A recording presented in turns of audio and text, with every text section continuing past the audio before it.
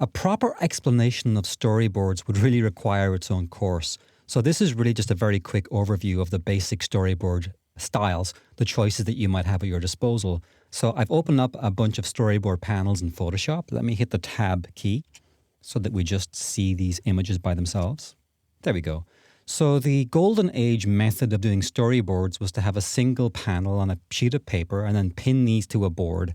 Then you could rearrange these panels very quickly, very easily if the story changed. And the stories were very fluid. The storyboard artists basically created the story as they went along, writing dialogue and images in sync.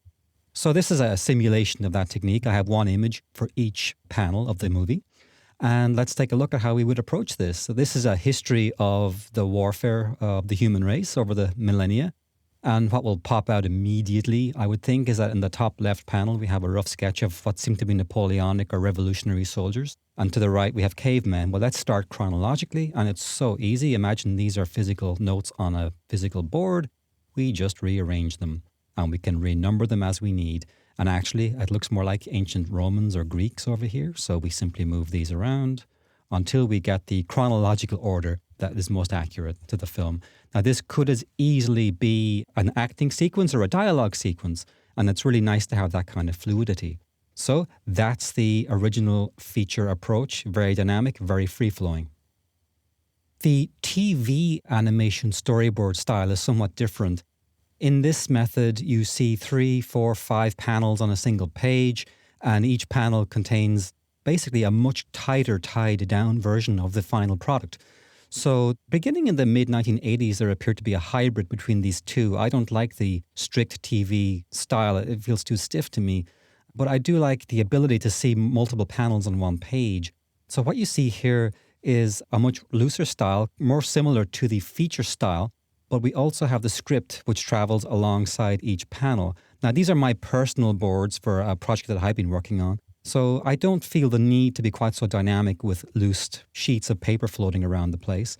When I do make a change, I can simply cut and paste a panel if I have to, or I can just rub it out and redraw it. So let's walk through this and you'll see how it works. Very simple, really. Each panel, more like a comic book, we have the establishing shot, very similar to the famous Hopper painting, and beneath it, we have the dialogue and any stage instructions.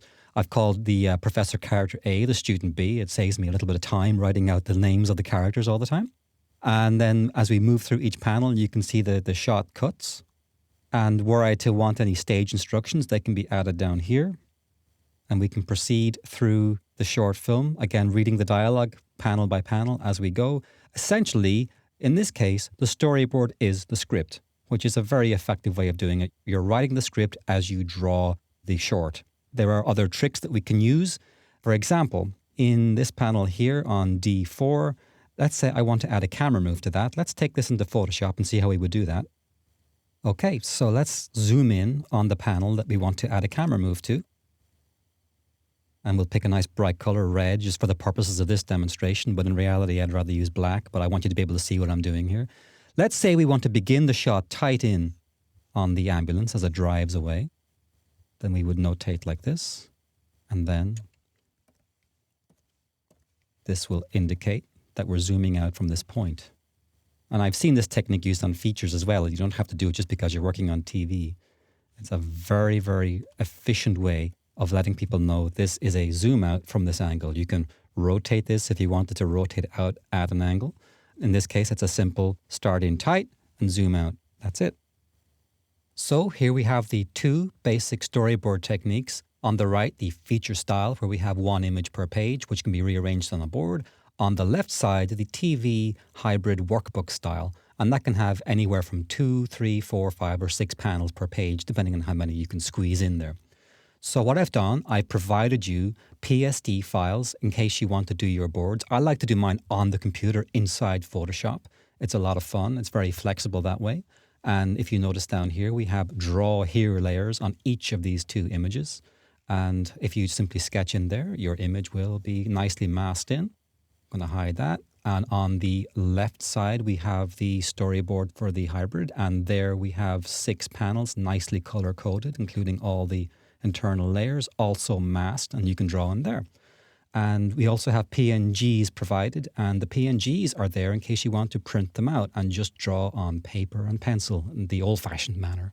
So I use these all the time. I find them invaluable. I hope you do too.